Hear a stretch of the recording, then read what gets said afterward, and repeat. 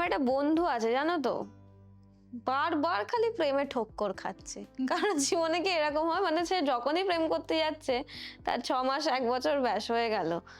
তো ওর মেবি ওর রাশি মকর রাশি, মকর ও আমাকে রাশি। বলেছিল। তো মকর রাশির ক্ষেত্রে প্রেম জিনিসটা এত কঠিন কেন হয়ে যায়? মকর রাশিতে একটু প্রেমটা কঠিন হয় গো, এটা একদম ঠিক কথা।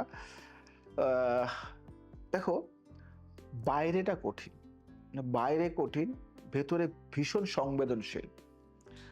তো এরা ধীরে প্রেমে পড়ে, মানে আস্তে আস্তে প্রেমে পড়ে, কিন্তু পড়লে দায়িত্ব নিয়ে থাকে, অনুভূতি প্রকাশ করতে জানে না, এইটাই এদের সমস্যা।